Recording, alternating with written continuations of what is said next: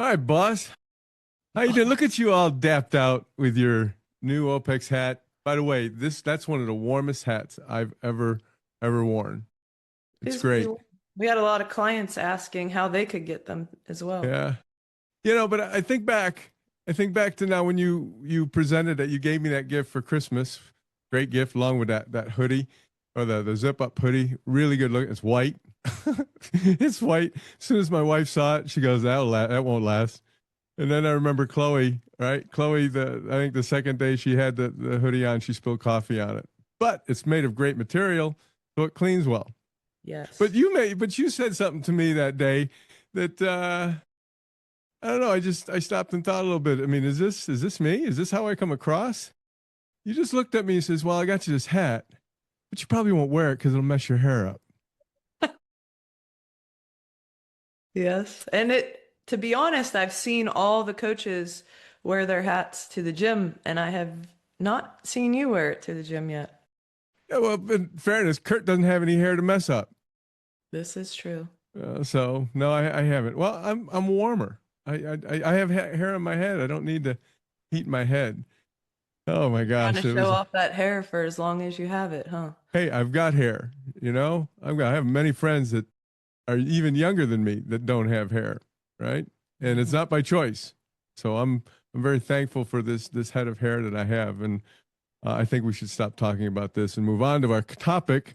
For 2026, we thought about 2026, and we're talking to our clients about 2026 and what they want to achieve and their goals. And sometimes, like in our consults and when we speak with people, we ask a question: Are you training for something? Is there something out there in the future? I got Sue, who's training to get stronger, of course, and longevity, but she's got a wedding coming up, and she's wants to look good in this wedding dress that she's going to be walking around that day and having fun that day. So everybody's got different reasons why they're training. I'm just curious. I mean, as you look at your 2026, before we get into how we're going to help our clients really achieve their goals in 2026, are you training for something? Is there something that's on the horizon for you that is really helping you focus your training in 2026? Well, yes. Well, I do have the first CrossFit competition that I have done since what, in 18. So what is that? 8 years ago. Mm. So I'm doing that with some clients of ours this weekend. But then after that, I'll be training for the half Ironman in October. So that will That's be the amazing. focus for pretty much the whole year. Yeah, because that's in October, right? Yes. Yeah, that's in October. But we're going to do some smaller things. You Mhm. asked me, I mean, I don't know what you were thinking. I really don't. I mean, asking me to do that with you. I mean, I appreciate maybe the confidence you have in me, but I'm not quite there yet. But I'm going to be training for a couple of those sprint triathlons, and I think I am going to jump into the Olympic. Just a little bit longer length, and that's going to kind of drive my behaviors. It's going to drive the choices that I make in the gym, outside of the gym. So let's talk about, what our focus is going to be for our clients in 2026. How are we going to come alongside them and help them achieve their goals? Now, we frame this up, and we'll get right in. I would like to hear your number one, but a lot of times when people set goals and then they put it out there, they also line up 20 to 30 things they've got to do to achieve this goal. And I really like the way that you kind of pulled us back in this conversation and says, "Hey, let's not let's not make this laundry list so long that it seems impossible to achieve. Can we break it down to 5 things? 5 things that we need to do in 2026 to help our clients achieve their goals." So, let's start with you. What's your first kind of focus in 2026 to help your clients? So and these come from I was just like thinking about because we had year end in 2025 year end meetings with as many clients as we could to like recap on the year. But so I got these from a lot of the year end consults and just like the most recent consults. So these are like things that are top of mind. But the first one and this is seems like a broken record that I've had in consults over and over again, but I had labeled it as resiliency over perfection. Mm, And that to me, that means like there's just been a lot of conversation around, no, I don't want to call them excuses, but they kind of are excuses, even if they're valid. It's like, something happened with work or travel or an injury or kids, or there's always something. And it's like everybody's waiting for the perfect time when all the mm. stars align. That's when training will really take off. And it's like gotten to the point where I have just said, like, we have to face the facts of this is life. Like, this is reality. This is how your life is always going to be. There'll be ups and downs, but you're never going to be in a perfect situation. So I think just helping clients understand that and having like tools in the toolbox to get through those times without so many extremes, like all in or all out. Yeah, I like that. I like that. I that's one of mine. Not quite, exactly the same as yours, or of course, we're different and we have different views and different experiences. But the way I've been talking to my clients about this one focus this year is almost like this statement, and it's you're at your best when you don't feel at your best. And what I mean by that is that there's day everybody can come into a workout if you got the right sleep the night before, if you had the great day at work, and or you got up early before work and you came to the gym and everything was feeling great and you banged out your workout and you left there and you said, "Ha, this is amazing. This is great. I killed it today." And then we come in the next day where things like maybe life takes over, and maybe the kids didn't kind of cooperate that morning, and you were late getting there, and you're all in a shambles. You don't fill out your board, and you're just I'm just here, and you walk out, and you have a tendency to say, "Oh, I failed today. I just didn't achieve what I wanted to do today." And I'm saying, hey, that's not bad. Look at all the things going against you, but you were still resilient. You still got into the gym and you got it done. Now, did you do what you did that day that everything was aligned and you felt great? No, but you did your best with your best that day. I really want to help my clients to help kind of adopt that mentality to come even when you're not feeling well. Now, if you're not feeling well and you're sick, stay home. But if you just don't feel like you got it, just get in and do what you can. Does that make sense?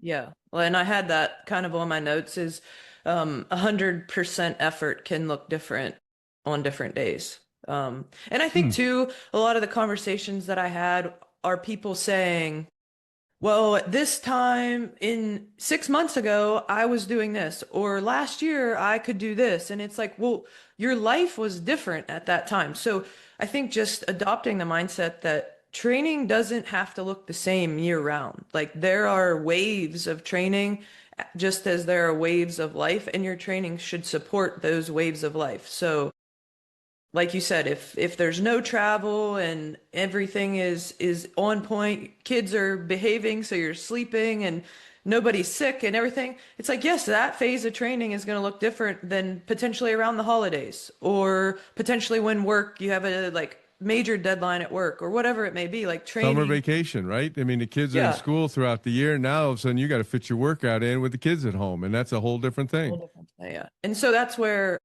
I think we just adjust it, and that's where you become more resilient is because you don't stop. It's just your training evolves during those times and changes a little bit, but your effort is still the same. You're still Mm. showing up, you're still giving it your best effort. It just might look different. Hmm. Yeah, love that. What's number two?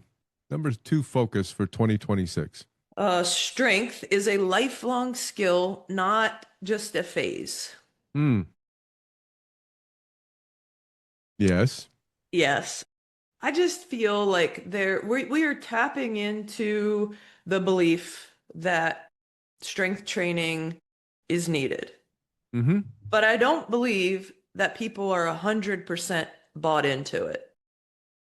I still have conversations that people say, I want to lose weight. I think I need to do more cardio, right? Or it's like, I am taking this trip and whatever it may be, I have to hike or walk, what I need to do more cardio. And it's like still somehow we keep going back to we need to do cardio. Whereas like I do believe that that's important, but I believe the most important thing is strength training. We still have it, we still don't have 100% belief in that. Mm-hmm. And I think if at the end of the year I had a of if the end of the year of 2026 I had a feeling of like, man, people are really like honing in on strength training and they're believing it. And that's like the number one thing like that they're talking about asking for. Then I feel like we've kind of put that stake in the ground for this year. Yeah, I like that. I framed it a little differently. It's ironic. I mean, this is my number three, but it's muscle is insurance, not decoration. It's so many of our clients, they want to look in the mirror and look a certain way and feel a certain way and aesthetically feel good.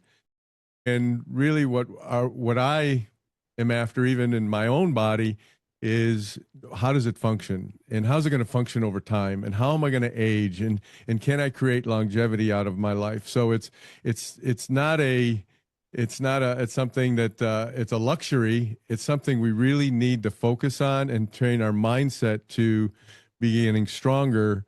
And yes, guess what's going to happen over time? Your looks will change, aesthetically will change. But if that, I don't want that to be the aesthetics to be the driving point. I want it to be, the functional strength to be what's driving them each day. So you're approaching, that strength conditioning with, more of a lifestyle and choosing to do that, coming into the gym each day and valuing that type of workout, not emphasizing the cardio.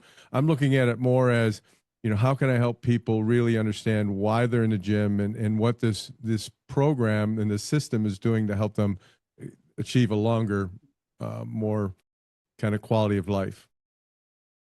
Yeah, I agree. Okay. Yeah, we don't need to beat that anymore since we beat it every day in the gym and every day in our consults. How about number three for you? Number three is the other Mm, 164 or 165, depending on how many days you're in the week. Hours actually matter. mm, And this is something I think this is like my biggest pet peeve in a consult. And it's like a broken record often. mm. And it's, I feel as if people are outsourcing their overall health to us for the 3 or 4 hours a week that they're in the gym. And I've gotten fully transparent with clients and I say, I think I'm pretty damn good at what I do, but I'm not a miracle worker. And Mm. your 3 or 4 hours in the gym with me a week isn't going to change your life. Like that might be a terrible marketing tool to say that to someone, but like you coming in here 3 days a week isn't going to really change that much. But that, in addition to learning habits outside of here, implementing things to aid with your training in the gym, that's where like the magic happens. But I still don't feel within the past year of 2025 that that has gotten through to people. That how much those hours matter, if not more than what they do in the gym. That this year, I would like to somehow get that through and get people to be more bought into that of that what they're doing outside the gym is just as important as what they're doing in the gym. So let's dive into that a little bit because very similar. Again, I framed it again just a little differently. That we all have the most fit, the most least fit, the richest, the poorest, whatever it might, most successful, least successful. There's one common denominator we all have. We all have 168 hours in a week, and what we choose to do in those 168 hours, take away sleep, right? But that's probably one of the things you want to talk to people about. How are they sleeping? How are they managing their sleep? How are they, how does that fit into this time outside of the gym? But, you take away sleep, let's say the average person hopefully is getting 7 to 8 hours, 9 hours of sleep. But in our consults, I don't know what you're getting, but I'm not getting that. They're getting more like, 5 to 6 hours of sleep each night. But even if you do that, 168 hours, let's say they're getting 6 hours of sleep, 42 hours a week, we're down to what, 112 or something like that, waking hours. I I'll can't do the let you do math. the math. So hey, when we do our clips, all right, let's do this one right here where Kevin can't do math, just like I couldn't say chat G last week. And I'm going to find that word. I will find that word that you can't say too. All right. I just want you to know I'm going to go back into our archives and figure out what that is. But so let's just say we've got 20 waking hours. What are we doing in those 120 hours? Sure, we got work. I guess I get that. Right? We got hygiene. We've got preparing meals, those types of things. But I've done this exercise that I can take a person through this and add in 2 hours a night of just sitting watching freaking streaming, and they still have 10 to 12 hours where there's nothing scheduled. What are they doing? All right, and how do they manage that time? So I really like that. I like that. Let's move on to 4. Okay. Um, Number 4, individualization over trends. Mm. Um, and honestly, this isn't a plug for us because I feel like there's a lot of different individualized training out there. But we hear it all the time from clients. It's like, well, my friend is doing this and they see good results. Maybe it's a group fitness class, or I saw this on TikTok. Maybe I should try this. Maybe I should try this diet because it was on whatever social media. And it's like, I just I just want that to stop. Being like fully honest. It's like I've said it over and over again. It's like, well, that person on TikTok, are they exactly the same as you? Is their genetic makeup, their lifestyle, their habits, their Mm. everything, is it exactly the same as yours? The answer is no. We don't even know this person on TikTok. And it's like, well, what works for them might not work for you. Same thing with your friend.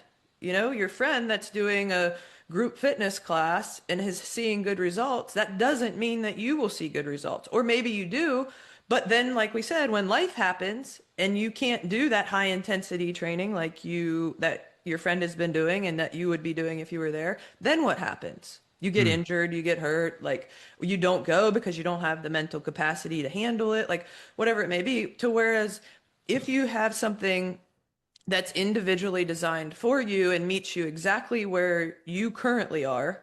And I think that's another thing that I've noticed with a lot of our new clients or like our sales consults.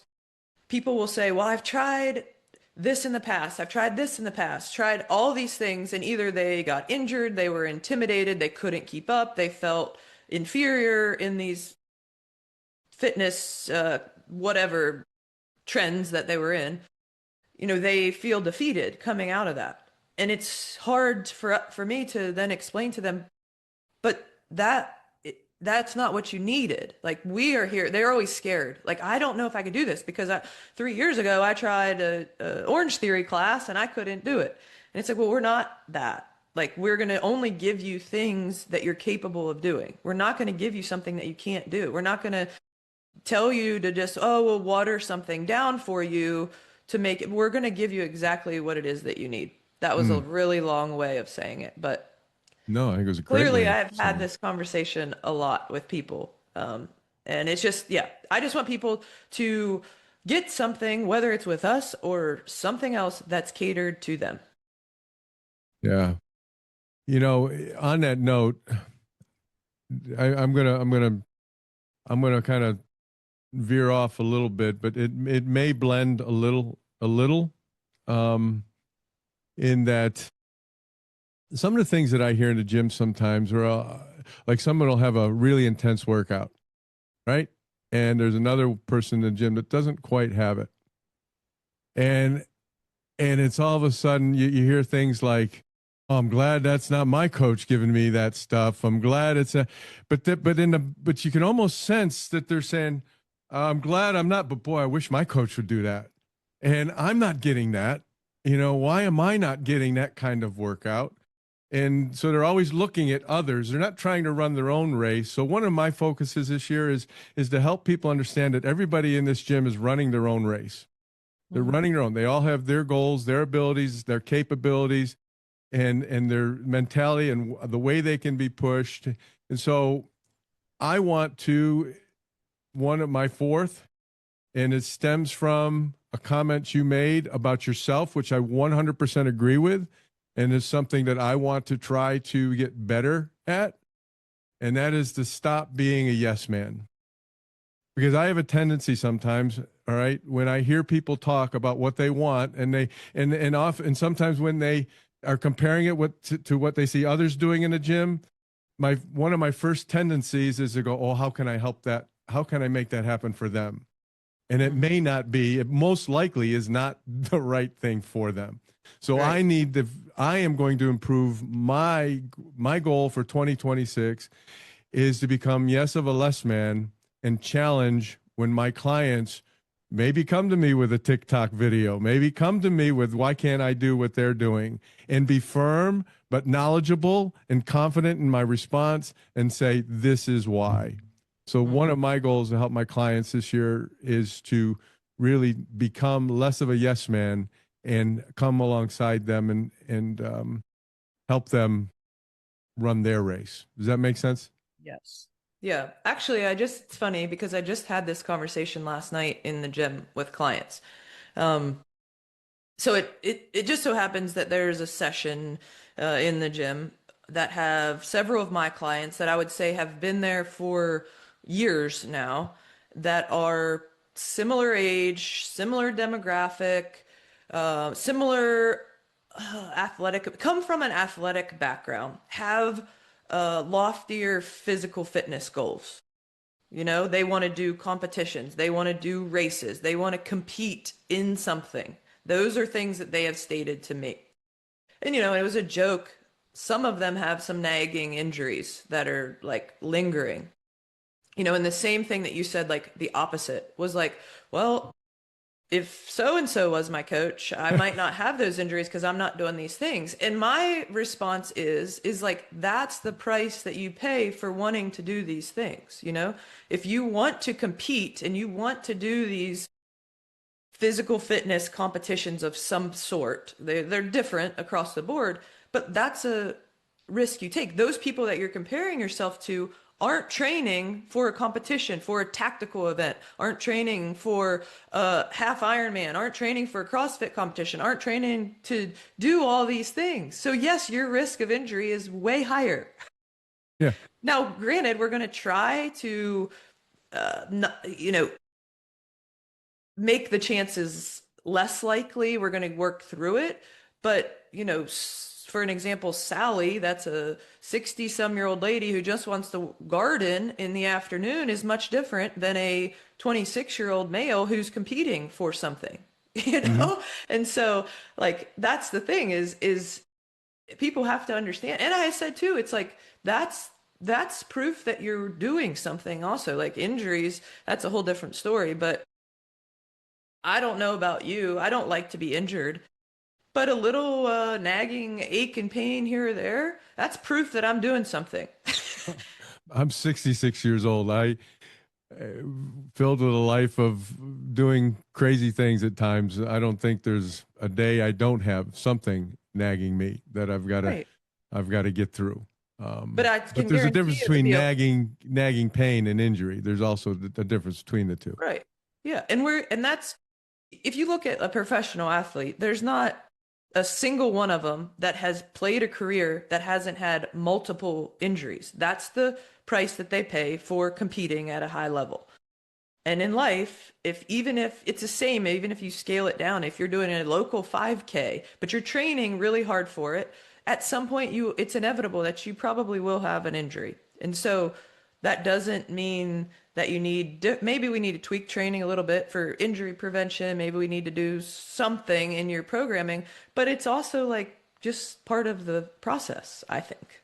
Yeah. Yeah. And helping people understand that. Hmm.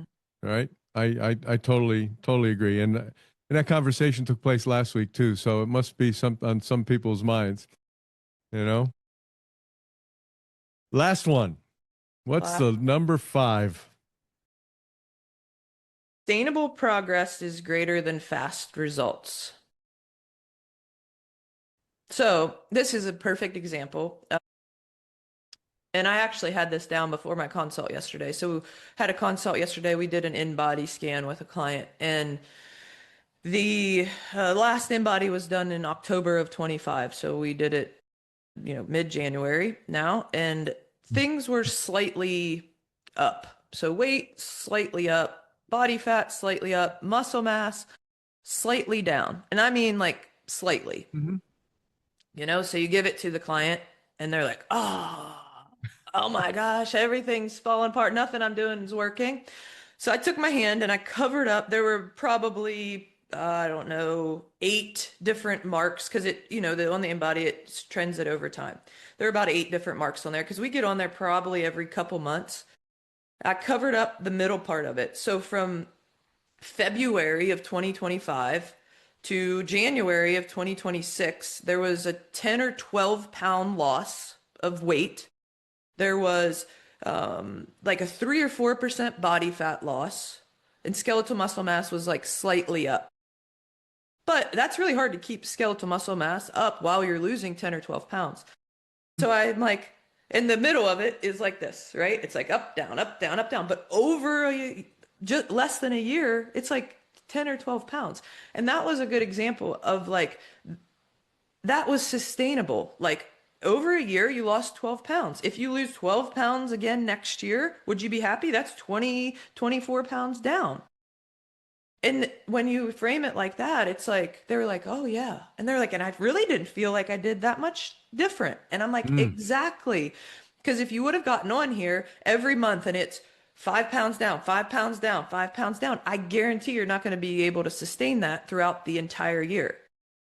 So the proof of it is that she didn't feel like much has changed. She works hard in the gym, she's consistent, maybe dialed in nutrition here or there, but the results were sustainable because she did it the whole year and she's like, I don't feel like I could keep doing this. Exactly, that's the whole point. Yeah. I I wonder how did so when you covered your hand up like that, did you kind of just reframe it and say, now look at this. Now how do you feel? Yeah, yeah, Yeah. exactly. And it was like a light bulb. It's like, oh shit, I didn't realize that. Because in her mind, it has kind of just been like up and down.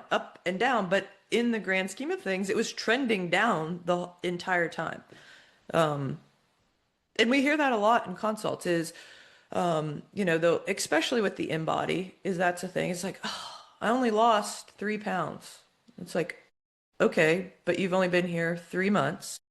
What if we did that every 3 months throughout the year? So if you were down 12 pounds, like we just said, by the end of the year, would you be happy? And it's like, oh yeah. It's like, okay.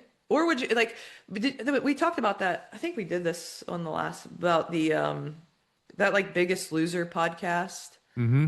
or not podcast, like documentary when they like dove Yeah. into it's like, I mean, that's a very drastic, an inflated example, I think, but I do believe it. Like they did not have sustainable results in there. And you look at 99% of those people now, they've gained all that weight back plus some. They've almost Yeah. doubled the weight that they lost because the way they did it wasn't sustainable. Whereas Right. I bet if you ask any of those people, if we put you on a workout regimen and a diet that made you lose that amount of weight, say it's 20 pounds over a 2 year span, but you could keep it off. Would you rather do that or would you rather lose 20 pounds in 3 months?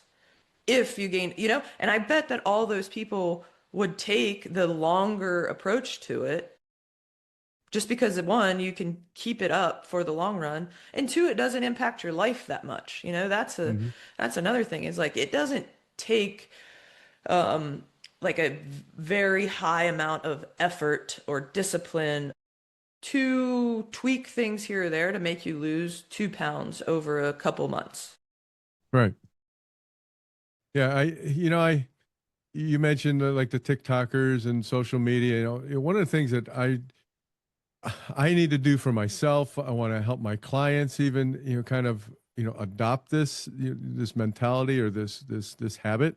And that is, our thoughts, 100% of our thoughts are developed and created by what we consume, Mhm. right? What we consume. And if we're just, following or just clicking on all of these things where these people are having these dramatic weight losses or these dramatic changes in their lives, and they're telling you how easy it is, and if you just do this and do that, if that's all they're seeing and if that's all they're pumping into their brain every day, that's going to consume their thoughts, and they're going to come into the gym each day. So I want to kind of talk with my clients. What are you consuming? Where are you getting your information, and what are you seeing?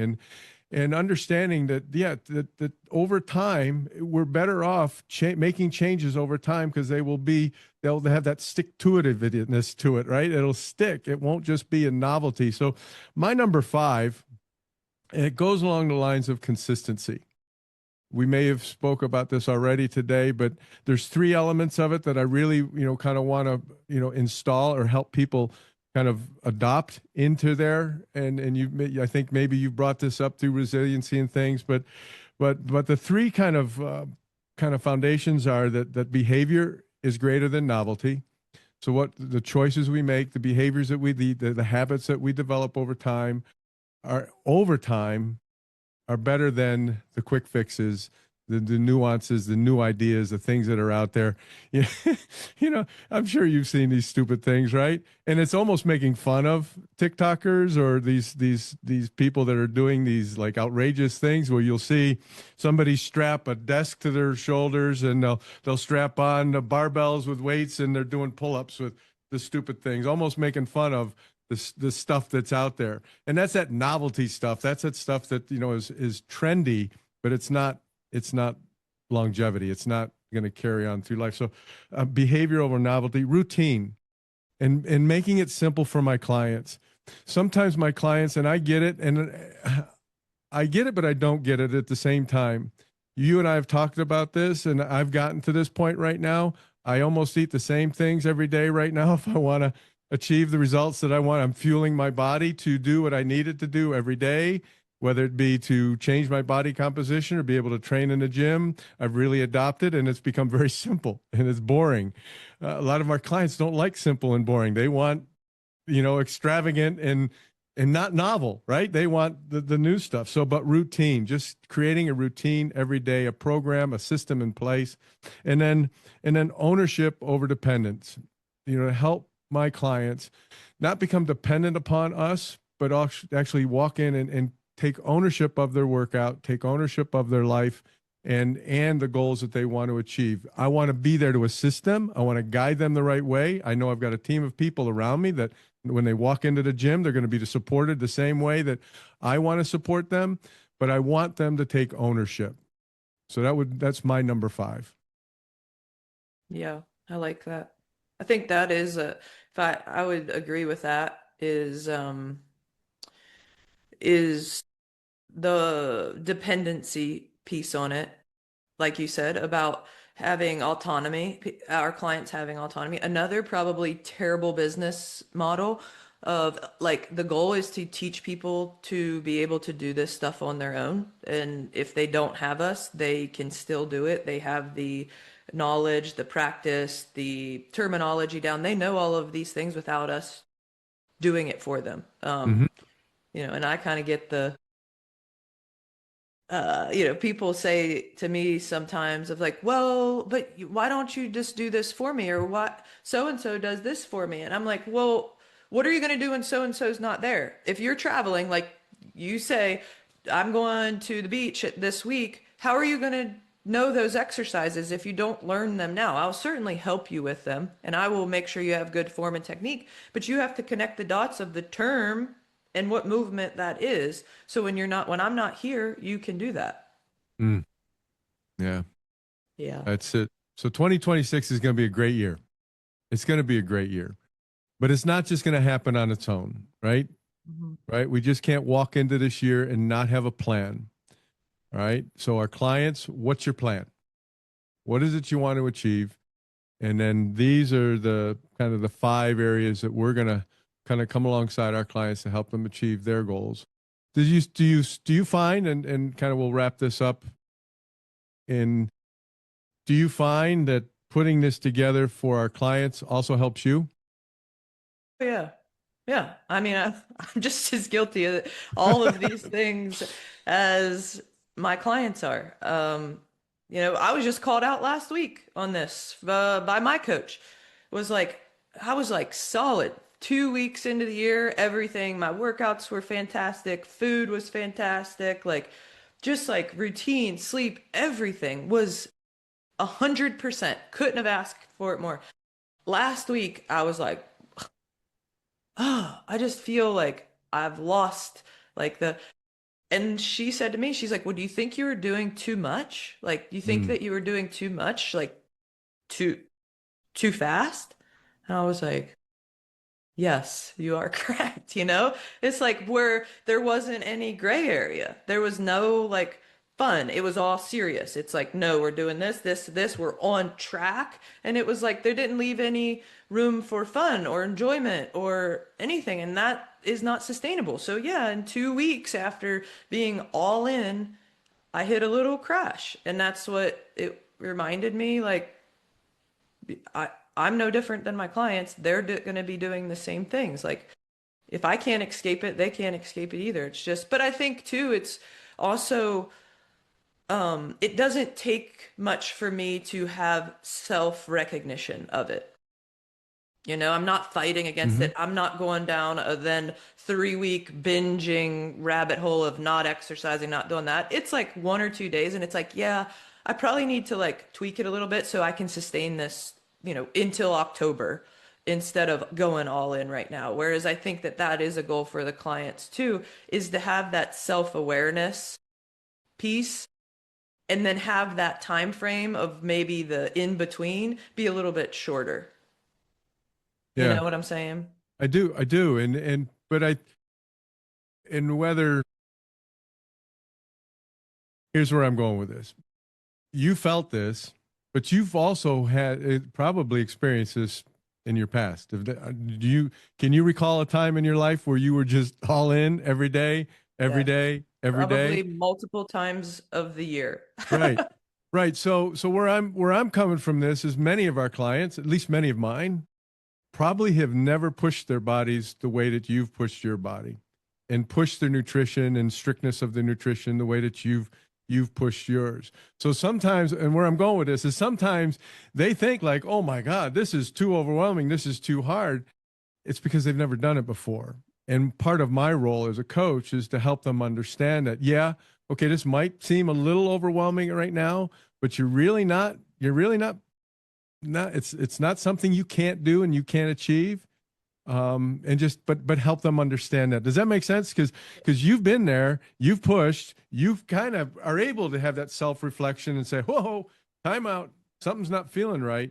Whereas somebody brand new into this that maybe has never really pushed hard in this area of their life before, feels it, gets overwhelmed, and next thing you know, they're not in the gym for 2 weeks. And Yeah. because they And I mean, to challenge that would be that it's also very similar.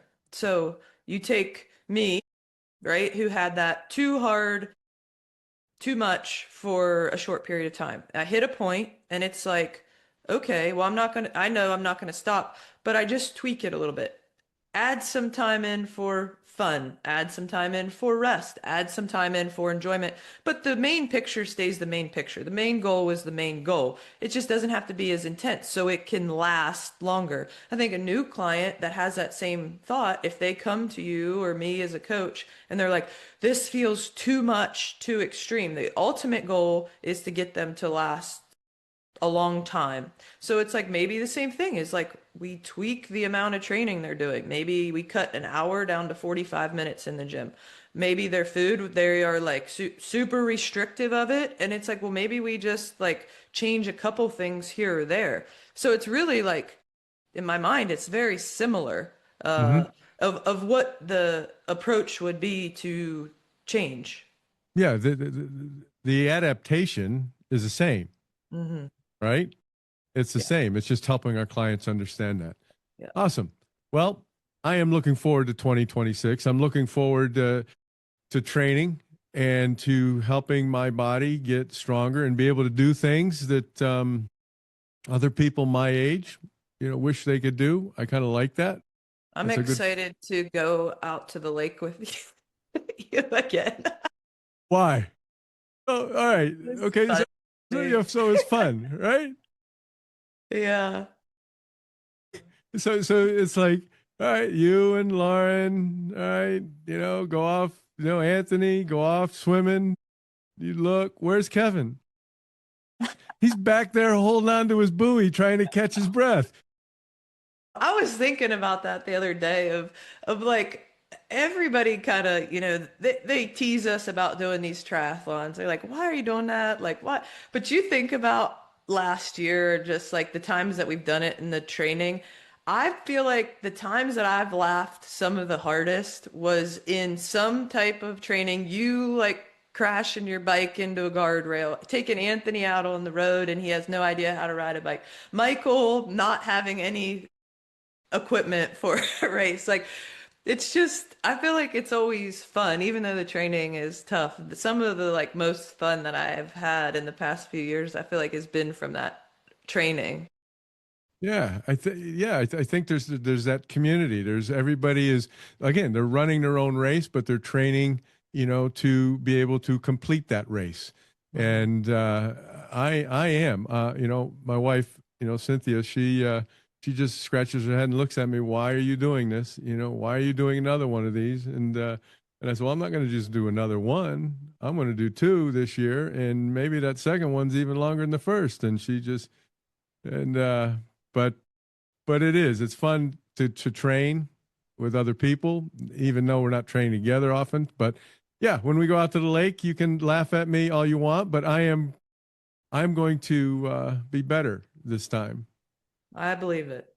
I just got to learn how to swim straight when I'm not Yes. in a pool and I don't have that black line underneath me.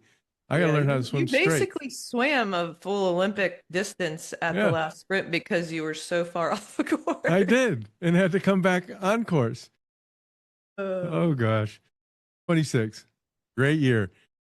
All right, let's have Yep. it, and let's help others achieve it as well. See you next Cool. week.